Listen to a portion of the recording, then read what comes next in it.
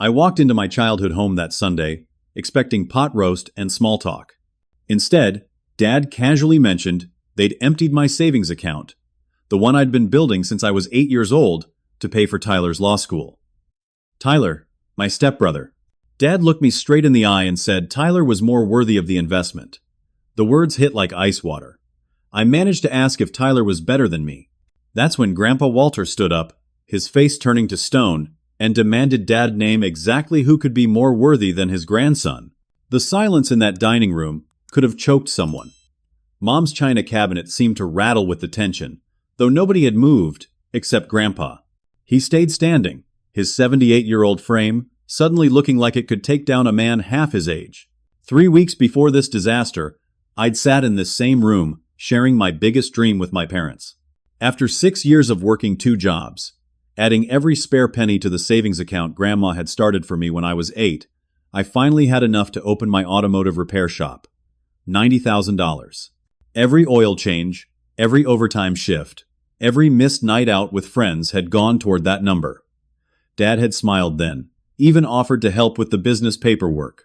Now he sat there, fingers drumming on the table like this was just another family discussion about who'd mow the lawn next weekend. Margaret, my stepmother, hadn't even looked up from her perfectly manicured nails. Barnett, Dad started, using that tone he used when explaining why the hardware store needed to cut employee hours. Tyler got into Harvard Law School. Do you understand what that means for this family? The connections? The prestige? Margaret finally looked at me, her lips pulling into what she probably thought was a sympathetic smile. Your little garage dream is sweet, honey, but Tyler's going to be a lawyer. Someone who actually matters in society. You can save up again. You're still young, little garage dream. Those 3 words bounced around my skull while I tried to process what they'd done. The account had both Dad's and my names on it from when I was a minor. We'd never removed his access because I trusted him, trusted my father. How much? I asked. Though I already knew. $85,000, Dad said. Harvard requires payment up front for international students. Tyler's from Connecticut, I said. The paperwork was complicated. Margaret interjected quickly. Too quickly. Emma, my 23-year-old sister, sat frozen beside me. Her fork hovered between her plate and mouth, mashed potatoes dripping back down. She'd been home from nursing school for spring break, and I could see tears building in her eyes.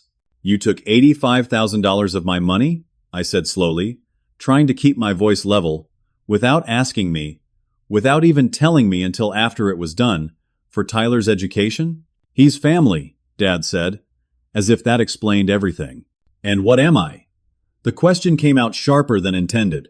You're being selfish, Margaret said. Tyler's opportunity won't wait. Your garage will still be there next year or the year after. Grandpa's hand slammed on the table so hard the water glasses jumped. Gerald, you're going to explain right now how you justified stealing from your own son. And don't you dare call it anything else. Dad, stay out of this, my father said to Grandpa. This is between me and Barnett. Like hell it is, Grandpa shot back. That money started with Rose's gift to her grandson when he was 8 years old. $5,000 she saved from her grocery budget over 3 years. She'd be spinning in her grave knowing what you've done. The mention of Grandma Rose made everyone pause. She died 5 years ago, but her presence still filled every corner of this house. There's something else, Dad said, not meeting my eyes. We needed additional funds for living expenses and books. The full cost is actually $115,000 for the first year. My stomach dropped. Where did the extra $30,000 come from? Margaret stood up abruptly, busying herself with clearing plates that still had food on them. Dad rubbed his temple, a gesture I recognized from when the hardware store's accounts didn't balance. We took out a student loan, he said quietly. In Tyler's name? The silence answered before he did. In yours. Your credit score is excellent, and the interest rate was much better than what Tyler could get. The room spun. They hadn't just stolen my savings. They'd put me $30,000 in debt without my knowledge or consent. Identity theft. My own father had committed identity theft. Emma dropped her fork completely, the clatter echoing through the room. Dad, that's illegal. That's fraud. How could you? Don't be dramatic, Margaret snapped. Family helps family. When Tyler's a successful lawyer, he'll pay it all back with interest. Tyler chose that moment to walk in, wearing a Harvard Law sweatshirt that probably cost more than I made in a day.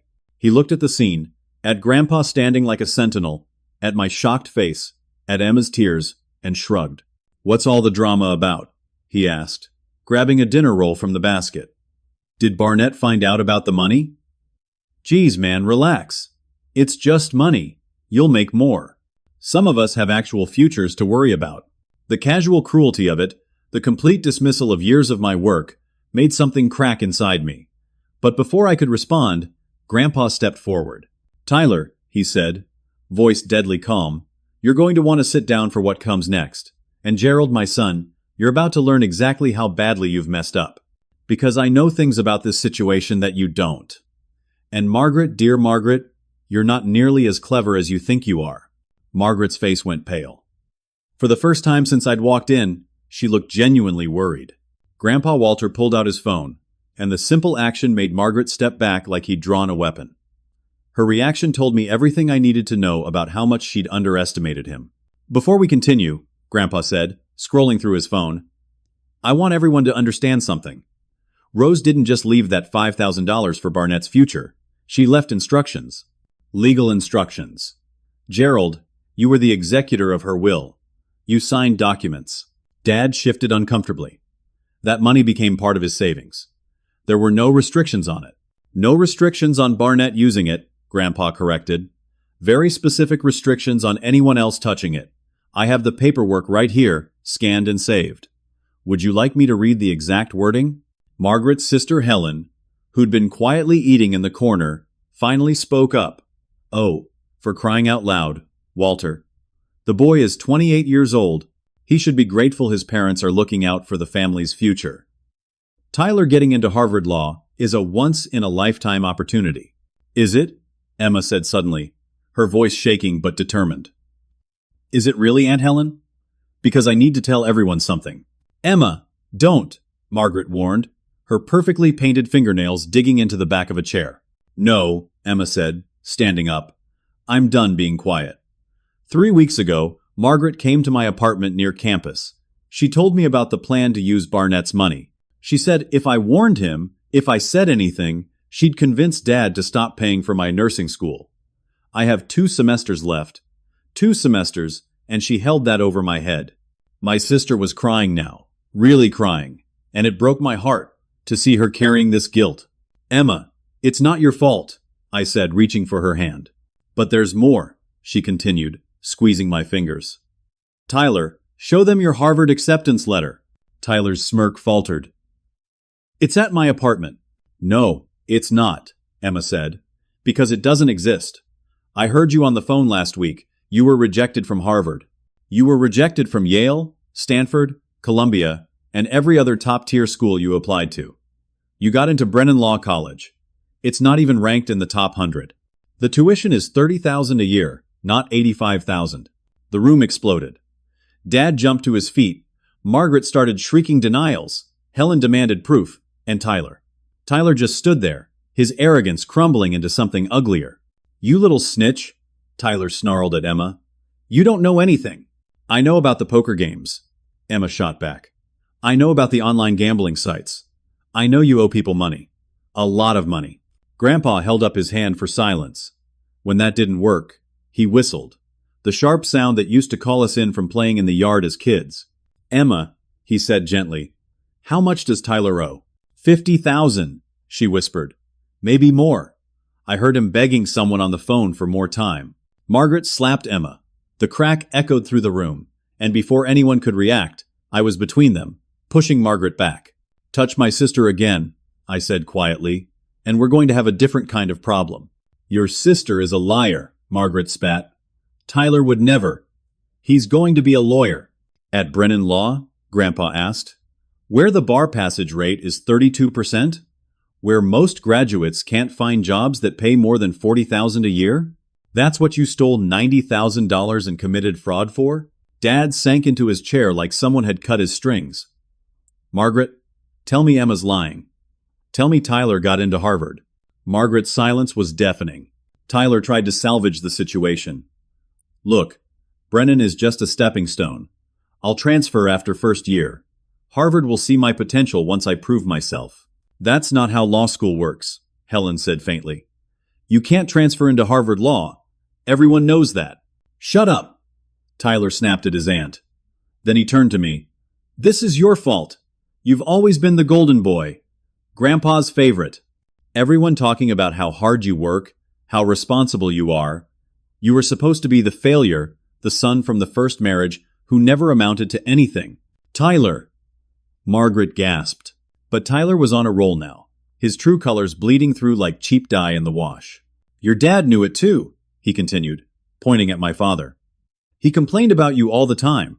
How you thought you were better than the family business. How you'd rather work for strangers than help at the hardware store. He was glad to give me that money. Said I deserved it more than you ever did. I looked at Dad, waiting for him to deny it. He couldn't meet my eyes.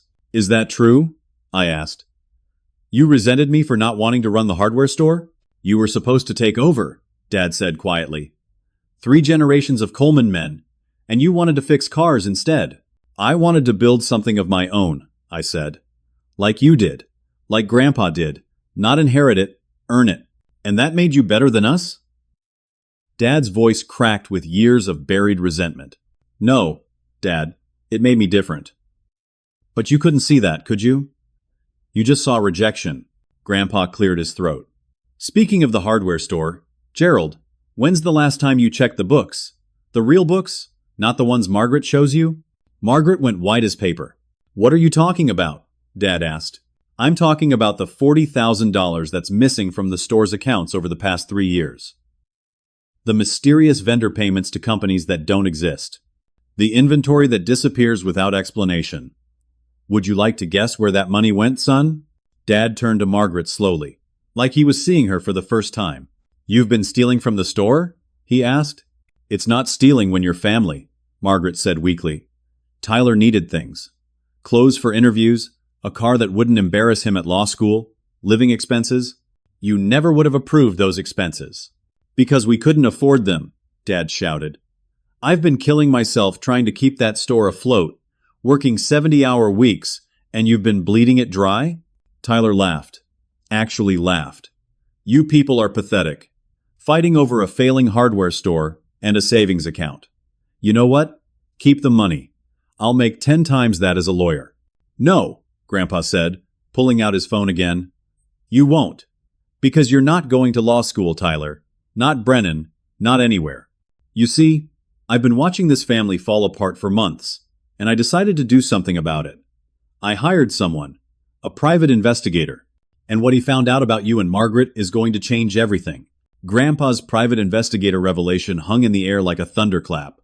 Margaret grabbed Tyler's arm, and I saw real fear flash across both their faces. You had no right, Margaret started, but Grandpa cut her off with a laugh that held no humor. No right to protect my family? To investigate why my son suddenly started acting like a stranger? Why money kept disappearing? Why you insisted on isolating Gerald from everyone who cared about him? I had every right. He pulled out a manila folder from the china cabinet, one that must have been placed there before we arrived. The preparation of it, the deliberateness, showed Grandpa had been planning this confrontation. Let's start with the small stuff, he said, opening the folder. Margaret, you've been telling Gerald that Barnett was planning to abandon the family business, move to California, and never look back. You showed him fake text messages created using a spoofing app, supposedly from Barnett to his friends. I stood up so fast my chair tipped backward. What? I never said anything like that. I love this town. My whole life is here. I know, Grandpa said gently. But she needed Gerald to resent you. To see Tyler as the better son. The one who'd stay and care for the family legacy. Dad's face had gone gray. The texts. Margaret, you said you accidentally saw them on Barnett's old phone when you were cleaning his childhood room. She played you, Grandpa continued. Every week, she'd plant another seed of doubt. Barnett doesn't appreciate you. Barnett thinks he's too good for us. Barnett's going to leave you just like his mother did. Don't you dare, Dad said. His voice dangerous now. Bring Anna into this. Anna, my mother. Dead from cancer when I was 12, and Dad rarely even said her name anymore. But that's exactly what Margaret did, Grandpa said. She knew your weakness, son. The fear of being abandoned again. She used Anna's death to manipulate you. Tyler tried to edge toward the door, but Emma blocked his path. My quiet sister had found her spine, and she wasn't letting him escape. There's more about the gambling, Emma said. Tell them about Jimmy Caruso. Tyler's face went white. Shut up. You don't know what you're talking about. Who's Jimmy Caruso? I asked. Grandpa flipped through his papers. A bookie. Runs illegal gambling operations across 3 states. Tyler owes him $57,000 as of last week. The interest rate is 10% monthly. If my math's right, that'll be over $62,000 by next month. Tyler, Margaret whispered. You told me it was just college poker games. You said it was under control. It was, Tyler exploded. I had a system. I was winning until that bastard dealer started cheating. It's not my fault. It never is with you, Helen said. And we all turned to stare at her. Margaret's own sister, finally seeing the truth. Margaret, I defended you because you're family, but this is insane. You stole from everyone to pay for his gambling? I didn't know about the gambling, Margaret said weakly. Yes, you did, Grandpa said, pulling out another paper. Here's a text message from you to Tyler 3 months ago. Tell Caruso he'll get his money once we access B's account. B for Barnett, I assume. The evidence was damning, but Grandpa wasn't done.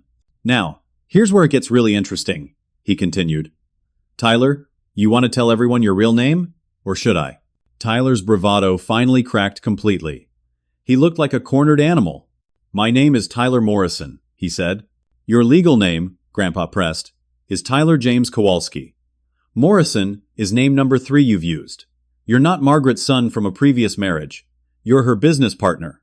You've been running this con together for 6 years. The room went silent. Even the grandfather clock in the hallway seemed to stop ticking. Dad stood up slowly, his hands shaking. What? He whispered. Margaret tried to run, but I moved faster, blocking the doorway. She stopped inches from me, and up close, I could see the calculation in her eyes, the mask finally slipping completely. It's not what you think, she started. It's exactly what we think, Grandpa said. You and Tyler have run this scam in 3 different states. Mary Garrett in Ohio, Martha Garrison in Pennsylvania, Margaret Morrison here. Each time, you marry a widower with adult children, create conflict between father and kids, drain the assets, and disappear. You're insane, Margaret said, but her voice shook. Am I? Should I call Robert Henley in Columbus? You cleaned him out of 300,000? Or Paul Brennan in Pittsburgh? That was 400,000, wasn't it? They'd both love to know where you are. Tyler made another break for the door, shoving Emma aside. This time, I caught him by the collar, my years of manual labor, making it easy to control his softer frame. Sit down, I said quietly. We're not done. You can't keep me here, Tyler snarled. That's kidnapping. Actually, Grandpa said, pulling out his phone again, the FBI wants to keep you here. They're already on their way. You called the FBI? Dad asked, sounding broken. I called them last week when my investigator confirmed Tyler and Margaret were wanted for interstate fraud. They've been building a case for 2 years. We're just the latest victims, but we're the ones who finally caught them. Margaret started crying, but they were crocodile tears, the kind she'd probably perfected over years of manipulation. Gerald, baby, you have to believe me. I fell in love with you. Yes, maybe Tyler and I came here with bad intentions, but I changed. You changed me. Dad looked at her with such disgust that even I felt sorry for her momentarily. You stole from my son. You turned me against my own children. You made me betray everything Anna and I built together. Anna's dead, Margaret screamed, the mask fully off now. She's been dead for 16 years. But you couldn't let her go, could you? Keeping her pictures everywhere, comparing me to her, talking to her grave every Sunday. I was competing with a ghost. So you decided to rob us? Emma asked. That makes sense. Tyler laughed bitterly. You people were so easy. Especially you, he pointed at Dad. All Margaret had to do was stroke your ego, tell you what a great businessman you were, how much better you were than your father, and you'd believe anything. Dad lunged at Tyler, but Grandpa caught him. He's not worth it, son. Save your anger for rebuilding what they broke. Rebuilding? Dad laughed bitterly. With what? They took everything. The savings, the store's funds, probably more I don't even know about. Actually, Grandpa said, a small smile playing at his lips, they didn't get everything, not even close. You see, when Rose died, she didn't just leave $5,000 for Barnett, she left something else. Something I've been managing as the trustee. Everyone turned to stare at him. Anna had a life insurance policy, Grandpa continued. $500,000. She made me the trustee, with specific instructions. It was to be held for her children's future, only accessible when they truly needed it, or when they were ready to build something meaningful. I sank into the nearest chair. Mom had life insurance? $500,000? Why didn't you tell us? Dad asked. Because Anna knew you, Gerald. She knew you'd either feel guilty taking it, or you'd use it to avoid dealing with your grief. She wanted it saved for when Barnett and Emma were ready to build their own lives. And considering what's happened here, she was right to protect it. Margaret made one last desperate play. That money is marital property. Gerald has a right to half. No, Grandpa said firmly. Anna specifically excluded it from marital assets in her will. It goes to her children only. And there's more, Margaret. Did you really think you could access it without me knowing? That forged power of attorney you had Tyler create? I knew about it the day you filed it. My lawyer had it flagged and blocked immediately. You knew? I asked. You knew they were planning this and didn't warn me? Grandpa's face softened. I needed them to actually commit the crime, Barnett. Intent isn't enough for the FBI. They needed to steal the money, create the fraudulent loan. Now we have them for interstate fraud, identity theft, and conspiracy. They're going away for a very long time. The doorbell rang, cutting through the tension like a blade. We all knew who it was before Dad even moved to answer it. Tyler jumped up, wild-eyed and desperate. I'm not going back to prison, he snarled, and that's when we learned this wasn't his first time. He grabbed a knife from the kitchen counter, the one Margaret had been using to slice bread earlier, and pointed it at Grandpa. Back off, old man. I'm walking out of here. Before any of us could react, I moved. 6 years of lifting engines and wrestling with rusted bolts had given me strength and reflexes Tyler couldn't match. I grabbed his wrist, twisted hard, and the knife clattered to the floor. He swung at me with his free hand, catching me in the jaw, but I'd been hit harder by falling car parts. I pinned him against the wall, my forearm across his throat, not choking, but controlling. He started crying then, real tears this time, blubbering about how unfair life had been, how he'd never had a chance, how people like us with our stable families and legitimate businesses couldn't understand. You're right, I said quietly. I don't understand how someone could be so broken they'd destroy entire families for money. But that ends today. Emma had already let the FBI agents in. 2 of them, a man and woman in dark suits, badges visible, faces professionally neutral. The woman, Agent Sarah Chen, looked at the scene and sighed. Mr. Kowalski? I'm going to need you to release him, so we can take him into custody properly. I let Tyler go, and he crumpled to the floor, all his bravado gone. Margaret tried one more manipulation. Officers, this is a misunderstanding. A family dispute. My husband and I had permission to access that account. Mrs. Morrison, or should I say Mrs. Kowalski, or perhaps Miss Garrett, Agent Chen said. We have warrants for both of you. Interstate fraud, identity theft, money laundering, and about a dozen other charges. You have the right to remain silent. As they read Miranda rights, Margaret turned to Dad with pure venom in her eyes. You pathetic man. You think you were a victim? You were eager to believe every lie, because it made you feel important. Your precious first wife probably died just to get away from you. Dad crumbled. The cruel words about Mom hit their mark, and he collapsed into a chair, sobbing. Emma ran to him, wrapping her arms around his shoulders, while I stood frozen, rage building in my chest. But it was Grandpa who responded, his voice carrying the authority of his years.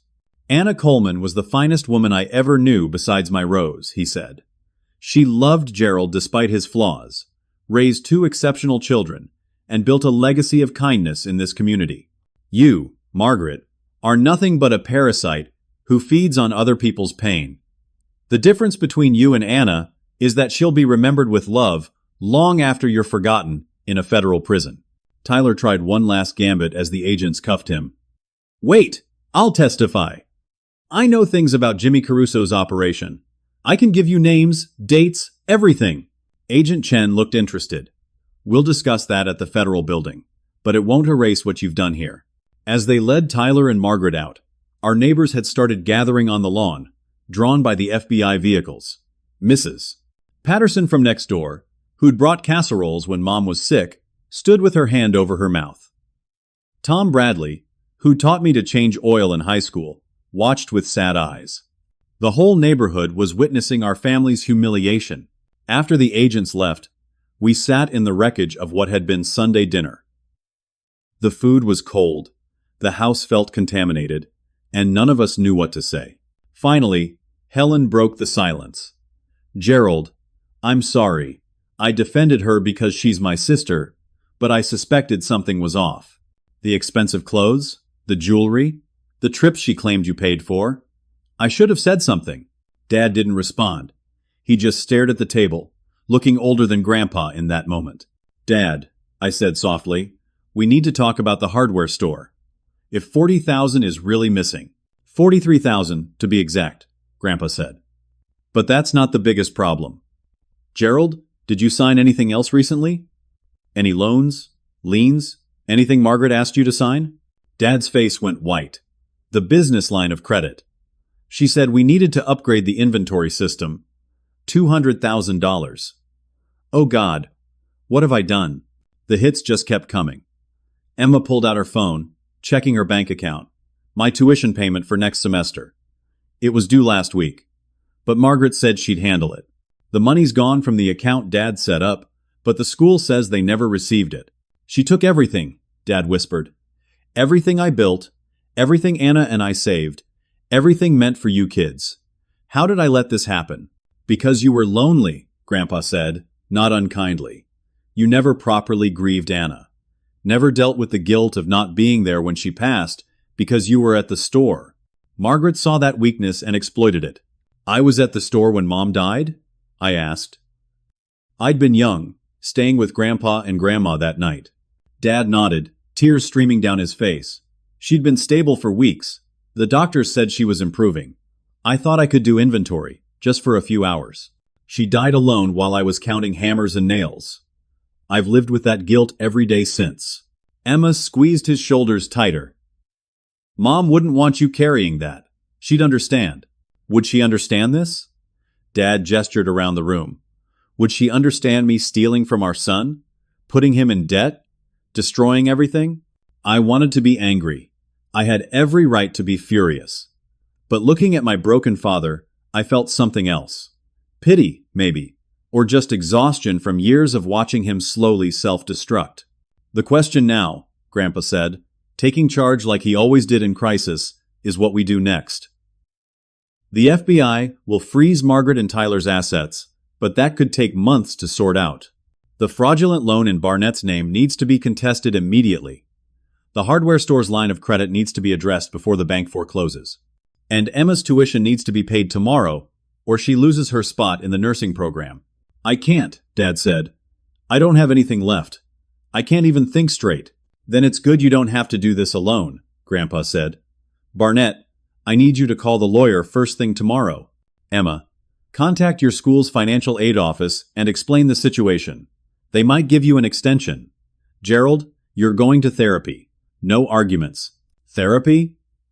Dad looked offended despite everything. You just got conned by professional criminals who exploited your grief and turned you against your own children, Grandpa said firmly. Yes, therapy. Tomorrow. I've already found someone who specializes in victims of financial fraud and manipulation. As we sat there planning damage control, my phone rang. The caller ID showed unknown, but something made me answer. Is this Barnett Coleman? A woman's voice asked. Yes.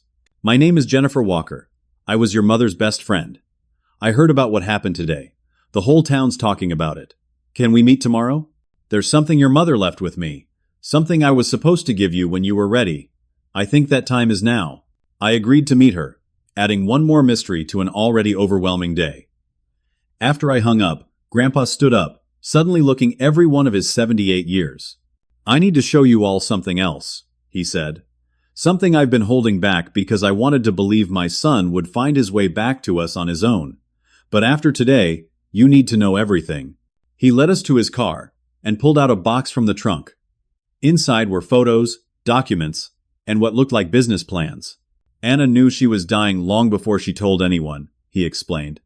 "She spent her last good months preparing for a future she wouldn't see. She made plans, detailed ones, for both her children. Barnett, she designed your auto shop. Every detail, from the layout to the supplier contacts. She even picked out the name Coleman and Sons Automotive." "Sons?" I asked. "But I don't have any brothers. Just Tyler, and he's not. She hoped you'd have children someday.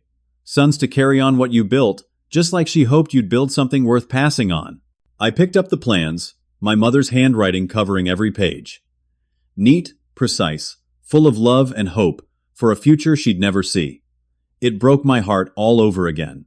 Agent Chen returned an hour later, with more questions and revelations that shattered what little composure we'd managed to gather. She sat at our dining room table with a tablet and a thick folder. Her partner, Agent Rodriguez, stationed by the door like he expected someone to bolt.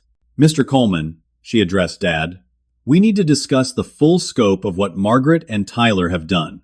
This goes far deeper than just the stolen savings."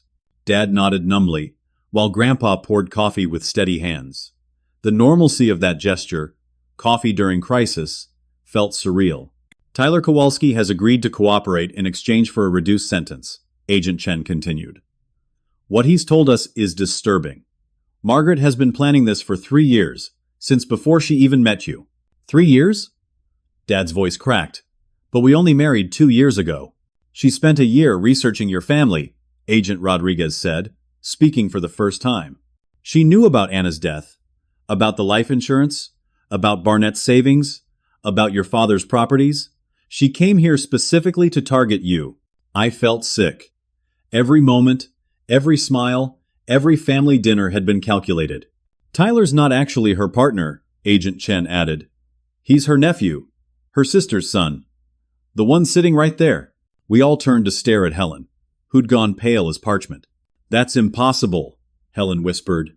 "My son David died in a car accident 8 years ago." "No," Agent Chen said gently. "David faked his death for the insurance money. He's been working with Margaret ever since. He is Tyler." Helen fainted. Actually fainted, sliding off her chair onto the floor.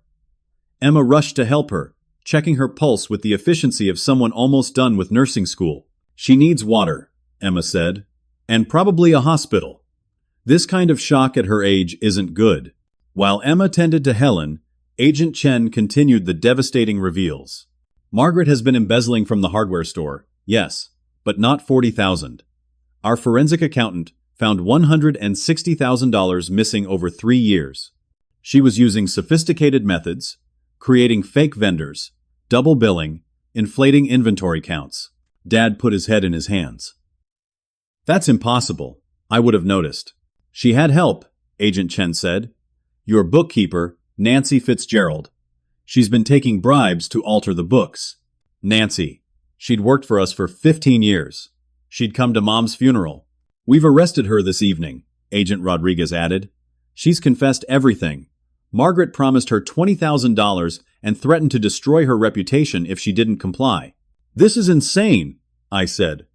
"How many people were involved in this?"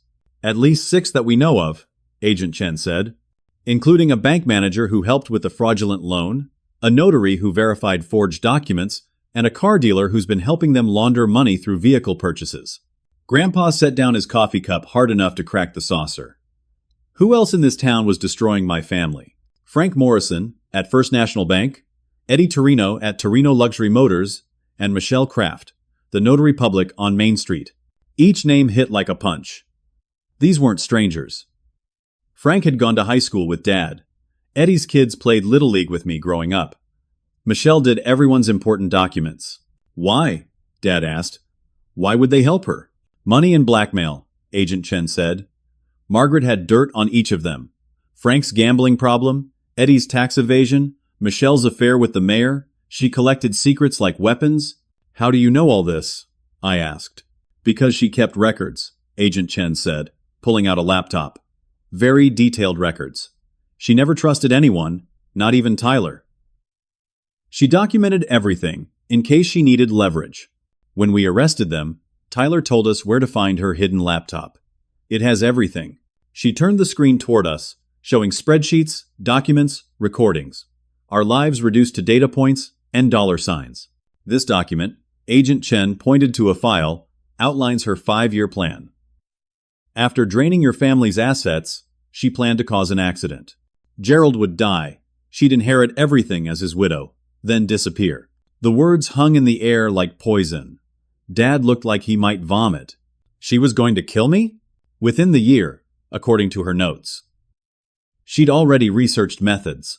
Making it look like a heart attack was her preference, using a drug that metabolizes quickly and wouldn't show in standard toxicology. Emma grabbed Dad's hand. But she didn't. She won't. She's going to prison. For how long? Grandpa asked. With what we have? 20 to 30 years minimum. Tyler's looking at 10 to 15 if his cooperation leads to convictions. The others will get 2 to 5 years each. Helen stirred, Emma helping her sit up.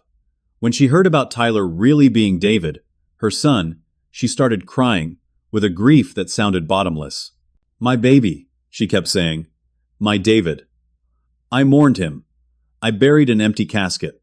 He's alive, Agent Chen said, though whether that was comfort or curse was debatable. Can I see him? Helen asked. He's in federal custody, but yes, eventually. Though he's not the son you remember. He never was, Helen said bitterly. Even as a child, he was manipulative. Cruel to animals, lying constantly, stealing from everyone. I was almost relieved when he died, because I didn't have to fear what he'd become, and now I know. Agent Chen shifted topics. Mr. Coleman, Barnett, there's good news among all this. The fraudulent loan is already being reversed. The credit agencies have been notified. Your credit won't be affected once the paperwork processes. And my savings? I asked. Frozen as evidence for now, but the FBI has a victim recovery fund. You'll get most of it back, though it might take 6 months. 6 months. My shop dream delayed again. Actually, Grandpa interrupted, about that shop. Agent Chen, does your investigation cover property ownership? Yes. Why? Grandpa smiled, the first real smile I'd seen from him all day. Because I own the building where Barnett wants to open his shop, have owned it for 10 years. And I own 3 other commercial properties downtown, plus 40 acres of farmland outside town. Dad's head snapped up. What? How? Your mother was smarter than you knew, Gerald. She invested her inheritance from her parents wisely. Very wisely. The properties are worth about $2 million combined. I've been managing them, waiting for the right time to reveal this. 2 million? I couldn't process the number. And that's not all, Grandpa continued. Barnett, your mother's life insurance isn't $500,000. That's just one policy. There are 3 policies total. $1.5 million. Properly invested for 16 years. It's worth about $2.3 million now. The room went silent, except for Helen's quiet crying. Why didn't you tell us? Dad asked, but he sounded more amazed than angry. Because money without wisdom destroys families, Grandpa said. Look what happened with just $90,000 and the hope of more. Imagine if Margaret had known about millions. Besides, Anna's instructions were clear. The money was for her children when they were mature enough to handle it. Barnett's ready now. Emma will be when she finishes school. Agent Chen closed her laptop. There's one more thing. Tyler mentioned something about birth certificates. Margaret isn't actually Margaret Morrison. She's Magdalena Kowalski, born in Poland, here on an expired visa from 20 years ago. She's been living under stolen identities for 2 decades. So even her name was fake, Dad said hollowly. Everything was fake except the damage she caused, Agent Chen said, standing to leave. We'll need all of you to testify when this goes to trial. It won't be pleasant, but it's necessary. After the agents left again, we sat in the ruins of our family, processing the layers of betrayal. But something had shifted. The secrets were out, the thieves were caught, and somehow, we were still here. I need to say something, Dad said suddenly. To both my children. I failed you. Not just with the money, but for years before that. After your mother died, I chose grief and resentment over being your father. I let Margaret poison me against you because some part of me already resented you for moving on when I couldn't. That's on me, not her. Dad, Emma started, but he held up his hand. No, let me finish. Barnett, you were 12 when you lost your mother, and instead of helping you grieve, I sent you to Grandpa because I couldn't handle seeing Anna's eyes in your face. Emma, you were 7, and I let you raise yourself because I was too buried in the store to notice you needed me. I'm not asking for forgiveness, I'm just acknowledging the truth. The honesty of it, the raw admission, broke something loose in all of us. 3 days passed before life forced us to stop wallowing and start rebuilding. I stood in the empty building that would become my shop, Grandpa beside me with the keys he'd been holding for a decade. Sunlight streamed through windows that needed washing, illuminating dust motes and possibilities. Your mother picked this location, Grandpa said, running his hand along a support beam. Corner lot for visibility, enough space for 6 bays, room to expand. She spent months researching before deciding. The building was perfect. 4,500 square feet, solid construction, good bones. It needed work, sure, but I'd never been afraid of work. Why didn't she tell me? I asked. She was going to, on your 18th birthday. Had it all planned out. The cancer took that chance away. I found myself crying then, really crying for the first time since this whole mess started. Grandpa let me, his hand steady on my shoulder. The money will be released tomorrow, he said when I'd composed myself. Not the FBI funds, those will take time, but your mother's life insurance. The lawyer has all the paperwork ready. 2.3 million, I said, still not believing it. Split between you and Emma, as your mother wanted. Though there are conditions. Of course there are. Smart conditions. The money must be used for education, business development, or property investment. No sports cars, no gambling, no frivolous spending for 5 years. After that, you've proven you can handle it, and all restrictions lift. Mom thought of everything. She tried to. She couldn't predict Margaret, but she protected what she could. Emma met us at the shop, bringing coffee and news. Helen's in the psychiatric ward. Voluntary commitment. Finding out David was alive and evil broke something in her. That's probably best, Grandpa said gently. She needs professional help. And Dad? I asked. Started therapy yesterday. The counselor specializes in manipulation victims. Dad cried through the entire first session, according to the receptionist. We stood in my future shop, planning and dreaming. Emma had her own news. The medical school offered me a scholarship, she said. Full ride for my final year.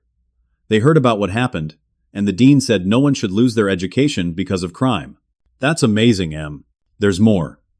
After I graduate, I want to come back here. Open a practice. Maybe we could share a building? Auto shop? And urgent care? Mom would love that, I said. She would, Grandpa agreed.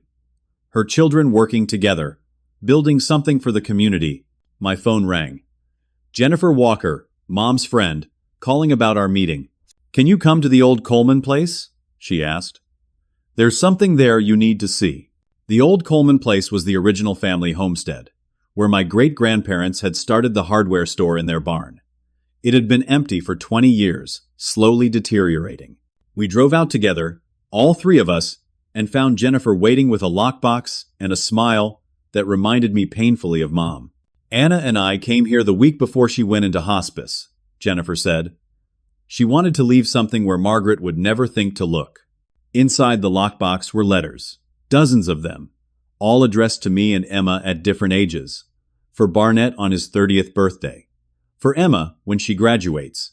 For my children when they doubt themselves. There was also a USB drive and a notebook. The drive has videos, Jennifer explained. Anna recorded messages for you both.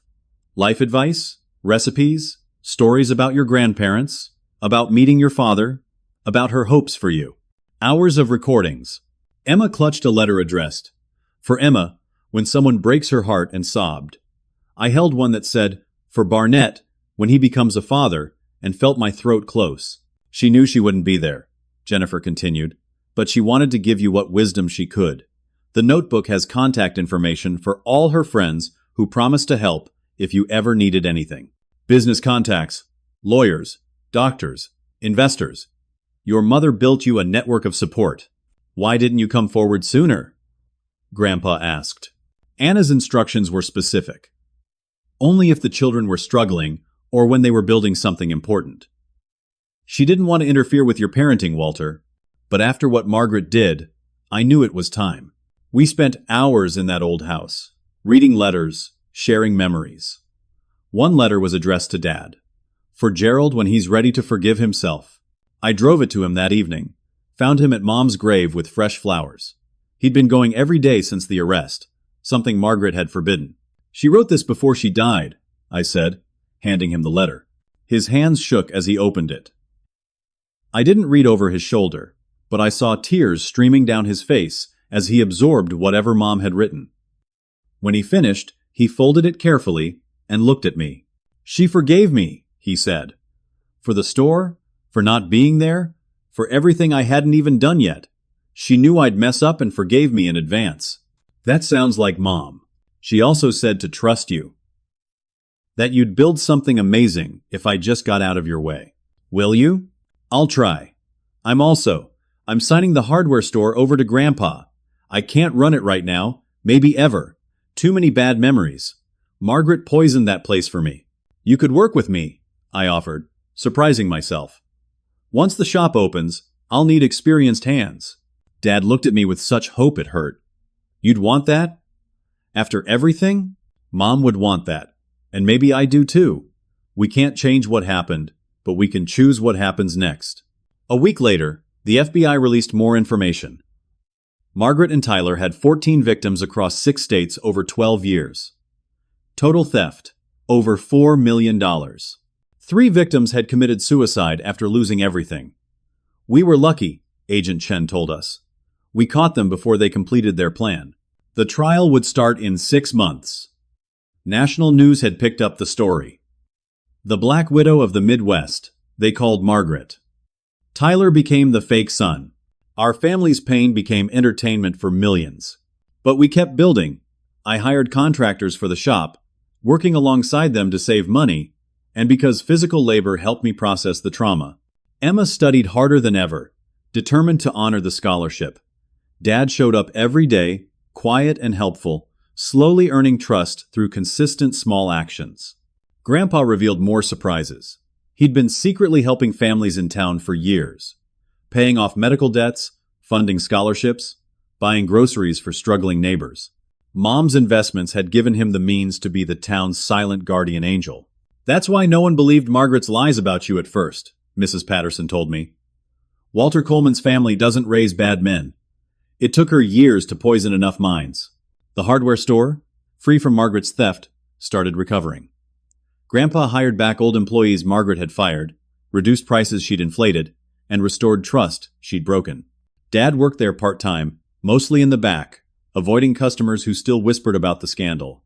A month before the shop's planned opening, Caruso's men came looking for Tyler's debt. 2 large men in cheap suits, standing in my future customer waiting area, like threats made flesh. Tyler owes us $67,000 with interest, the bigger one said. Family pays family debts. Tyler's not family, I said calmly. Never was. He's in federal prison where he belongs. Someone pays, or things get broken. Starting with this nice shop you're building. Grandpa walked in then, and with him were 6 men I recognized. Tom Bradley, my oil change teacher, Mike Patterson, Mrs. Patterson's son, and the local sheriff. 4 others, all veterans from Grandpa's Korean War unit. All in their 80s, but standing straight and ready. Gentlemen, Sheriff Patterson said, hand on his service weapon, you're trespassing. You have 10 seconds to leave before I arrest you for attempted extortion. This ain't over, the smaller thug said. Yes, it is, Grandpa said. Jimmy Caruso is under federal investigation thanks to Tyler's testimony. You touch anyone in this town, and the FBI will rain hell on your operation. Now get out, and don't come back.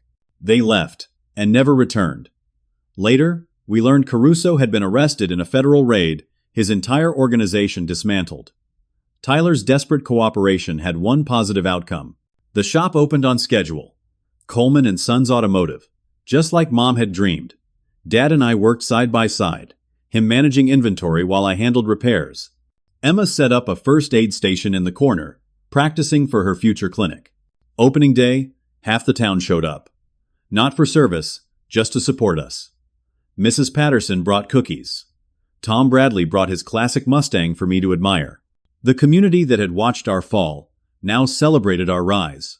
"Your mother would be so proud," Jennifer said, tears in her eyes as she watched me training my first apprentice, a kid from the wrong side of town who reminded me of myself at that age. 6 months after that horrible Sunday dinner, I stood in a federal courthouse watching Margaret and Tyler receive their sentences. Margaret got 25 years, no possibility of parole, for 15. Tyler got 12 years with possibility of parole in 8 if he continued cooperating. The judge called them parasites who fed on the trust and love of decent people. Margaret looked older, smaller, her designer clothes replaced with federal detention center gray. Tyler had lost weight and his arrogance, looking like the scared kid he'd always been underneath the bluster. Neither looked at us during sentencing. Helen came to the trial, stronger after months of therapy. When David, or Tyler, or whoever he really was, tried to speak to her, she turned away. "I mourned my son 8 years ago," she told him. "That grief was real, even if the death wasn't. You're not my son. You're someone who used my DNA to hurt people." Dad testified about the manipulation, the theft, the planned murder. His voice stayed steady, though his hands shook. The therapy had given him tools to process trauma, without drowning in it. "She didn't just steal money," he told the court. "She stole my relationship with my children, my trust in myself, my ability to grieve my wife properly. The financial crimes were just the visible damage." Emma testified about the threats, the fear, the guilt of keeping secrets. Several jurors cried when she described wanting to warn me but being terrified of losing her education. I testified last, talking about the years of saving, the dreams deferred, the identity theft that could have ruined my future, but I also talked about what we'd rebuilt. "They tried to destroy our family," I said. "Instead, they revealed our strength. We're closer now than before Margaret's poison. Sometimes it takes a crisis to show you what really matters." After the trial, we drove home together. Dad, Emma, Grandpa, and me. The hardware store had a new sign, Coleman and Family Hardware, serving our community since 1954. Dad had added, "and family after the trial," saying blood wasn't the only thing that made relatives. The auto shop had been open for 3 months and was already profitable. Turns out, people trust mechanics who've been publicly betrayed. If I could survive Margaret and Tyler, I could be trusted with their cars. I'd hired 2 more mechanics and was considering a third. Dad had learned to diagnose basic problems and handled customer service with a gentleness that surprised everyone, including him. Emma graduated medical school with honors. Her residency was at the county hospital 20 minutes away. She'd already picked out the building for her future practice, right next to the shop as we'd planned. The sign would read Coleman Family Medicine, and she'd already had offers from 3 other doctors to join her. Grandpa had started a foundation with Mom's money and his properties, the Anna Coleman Foundation for Family Preservation. It helped families recover from financial fraud, providing emergency funds, legal assistance, and therapy. Helen ran it, finding purpose in preventing others from experiencing what we'd endured. "Your mother always said the best revenge is a life well lived," Grandpa told me one evening as we closed the shop. She was right. Margaret and Tyler are in prison, but more importantly, we're free. Free from their lies, their manipulation, and the secrets that were killing us slowly. Dad had started dating again, tentatively, a widow named Carol who'd lost her husband to cancer the same year Mom died. They met in grief counseling and bonded over their shared journey, from loss through betrayal to recovery. She had 2 sons who needed father figures, and Dad was learning to be present for children again. "I'll never be the father you deserved," he told me once. "But maybe I can be the father someone needs." "You're becoming the father we need now," I replied, and meant it. The shop's success led to an unexpected opportunity. Harrison Ford himself, yes, that Harrison Ford, contacted us. He'd heard our story through a classic car club and wanted us to restore his 1969 Mustang. The publicity from that job alone brought customers from 3 states away. But the best moment came on a quiet Tuesday. A young woman came in, desperate.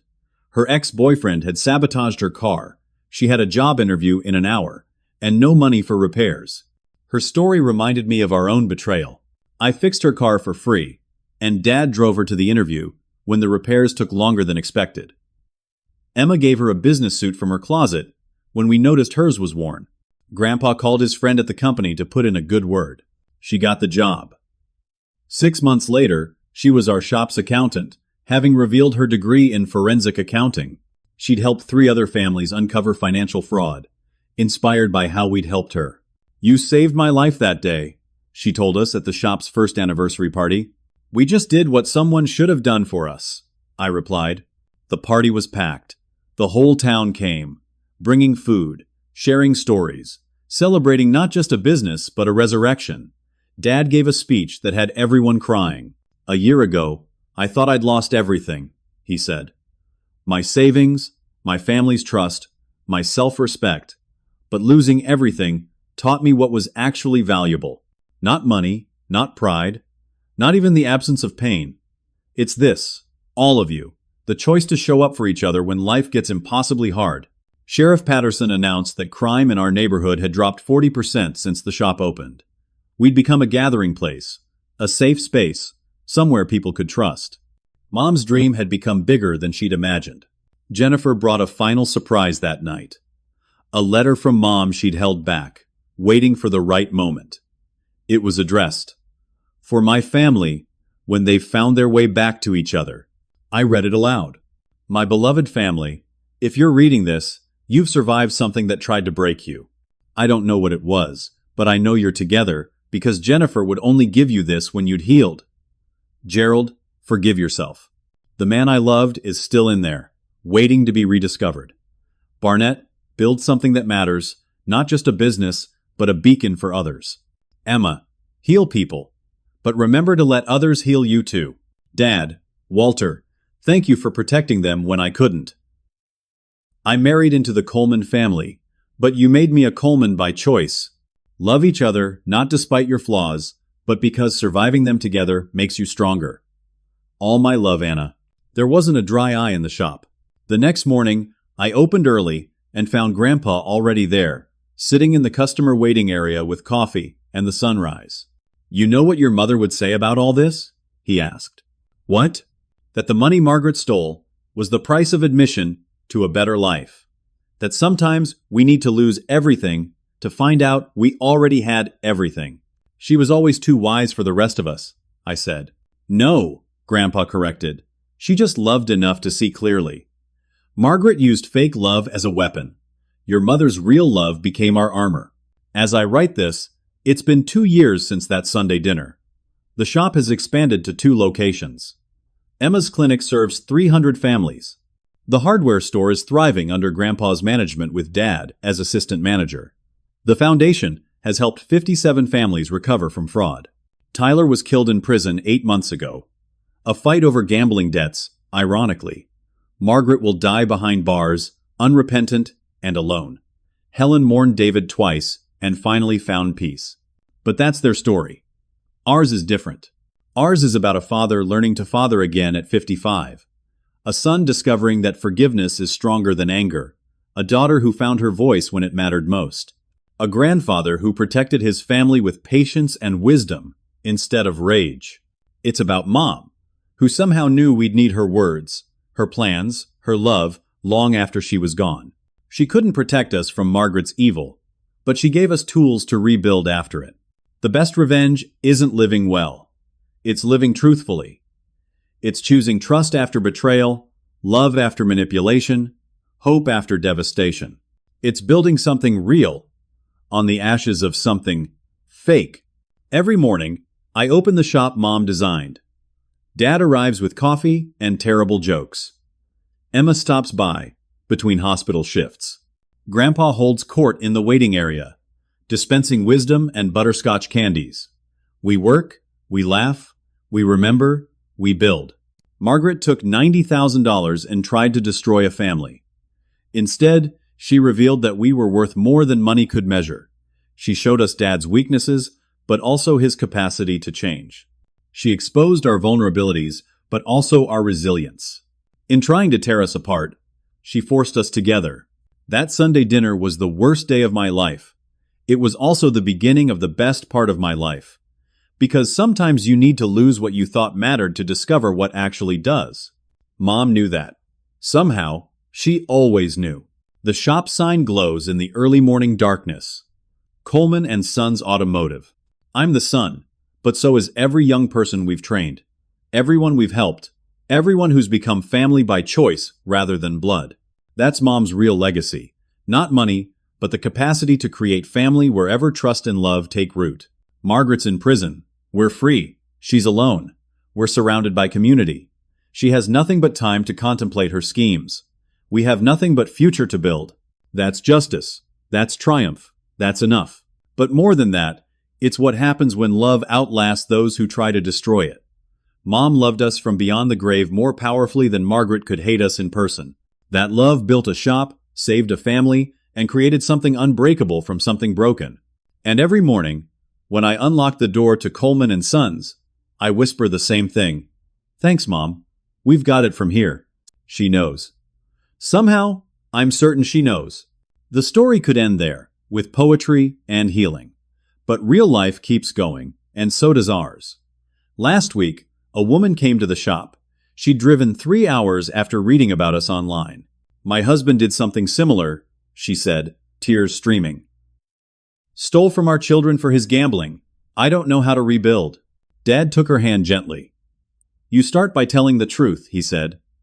Then you do the next right thing, and the next, until right things become a pattern instead of wrong ones. Emma gave her the foundation's number. I fixed her car for free when we found sugar in the gas tank, probably her husband's parting gift. Grandpa invited her to stay for dinner. That's what we do now. We catch the falling. We rebuild the broken. We prove that Margaret and Tyler and all the predators like them don't get the final word. Love does. Hope does. Family does. The kind you choose and build and fight for. Margaret thought she was stealing our future. She was just clearing the ground for something better to grow. And it has. God help us. Despite everything, it has. If you've made it this far, you've witnessed our family's journey from betrayal to triumph. But I want to ask you something, and I'd really love to hear your honest answer in the comments. Have you ever had to rebuild trust with family after a major betrayal? How did you find the strength to forgive? Or did you choose to walk away instead? Your stories matter. They remind us that we're not alone in facing life's hardest challenges. Please share your experience in the comments below. It might be exactly what someone else needs to hear today. If this story resonated with you, please hit that like button. It helps other people find these stories when they need them most. Consider subscribing to hear more stories about real families overcoming real challenges. And if you know someone who's dealing with family betrayal or financial fraud, please share this video with them. Sometimes knowing others survived the same storm is the first step toward healing. Thank you for spending this time with our story. Remember, the people who try to tear you down often end up showing you exactly how strong you really are. Keep building, keep trusting, and keep believing that the best chapters of your life might come after the worst ones. Until next time, this is Barnett Coleman, reminding you that family isn't just about blood, it's about who shows up when everything falls apart. Take care of each other.